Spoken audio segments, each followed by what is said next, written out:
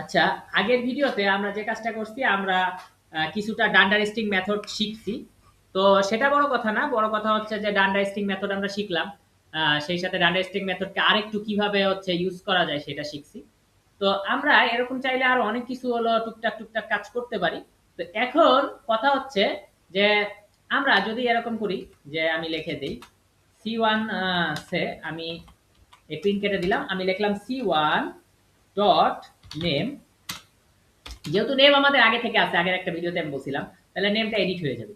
তো এখন আমি যদি বলি যে C1 ডট নেম হচ্ছে কি আমাদের রাশিয়া, RUSSIA রাশিয়া। এখন আমি যদি বলি প্রিন্ট করো, তুমি কি প্রিন্ট করো C1, তাহলে এবার আমি কন্ট্রোল বি দিলাম, রান করলাম, এই যে আসতেছে রাশিয়া ঢাকা। আসলে তো রাশিয়া ঢাকা না, কিন্তু কি হলো ঢাকার জায়গায় এই রাশিয়া এডিট হয়ে গেল।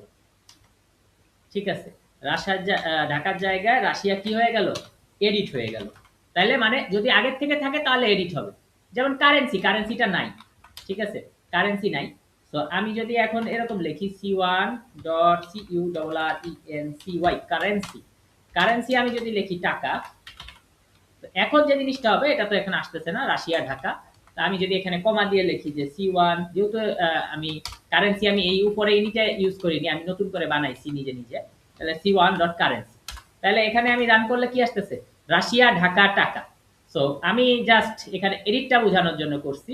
এখন আমরা অবশ্যই তো রাশিয়ার কারেন্সি ঢাকা টাকা না, আমি এটা কেটে দিচ্ছি, কেটে দিব পরে। তো আপাতত আমরা এখন কি এডিটটা বুঝে ফেললাম। ওকে ভাই, পরের ভিডিওতে দেখা হচ্ছে।